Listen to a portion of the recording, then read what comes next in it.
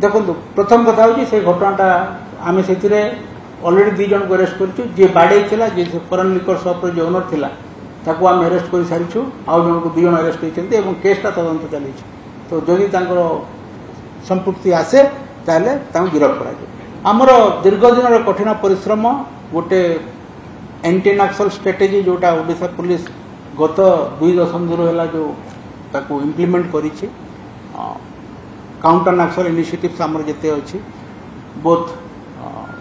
security response अच्छी ता सहित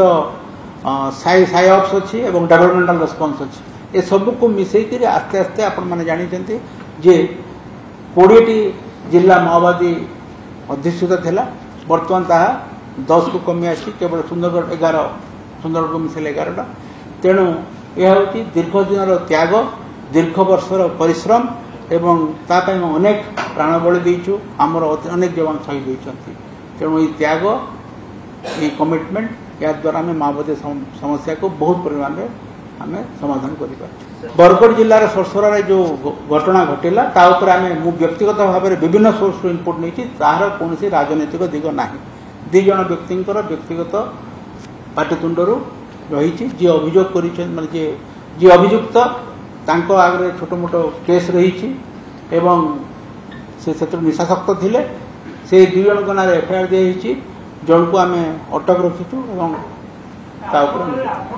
सब आपण जो केस नहीं कराई सब केस अरेस्ट हो पारे कि जिते भी केस हो सब केस को व्यक्तिगत भाव में मुझे देखुची अरेस्ट है देखो अभियोग करेंगे समस्ते किंतु जो भी पुलिस पाखे खबर पहुंची पुलिस जाऊँगी आम व्यक्तिगत स्तर में मॉनिटर कर 11 जन अरेस्ट होती जोटा मेन एक्यूज थी से भी अरेस्ट होती इन्वेस्टिगेशन चली आमर सबुठी बर्तमान कहली आप मोबाइल पेट्रोलिंग पार्टी अच्छा एफएसटी एसएसटी सब बर्तमान एक्टिव अच्छा तो जो अभियोग आम से जाऊँ कहीं बहुत समय मिछ अभियोग आसे के समय सत अभियोग आसे सब अभियोग को आम तदंत करुँ इनवल्व हो तापर एक्शन नहीं सेंसिटिव बुथ आम जो रखीचु से केवल आपड़ सब सेंसिटिव बुथ में बर्तमान वेबकास्टिंग हो माइक्रो ऑब्जर्वर होती जो सिविल साइट एडमिनिस्ट्रेशन अरेंजमेंट होती आमर सीएपीएफ डिप्लॉयमेंट आम कर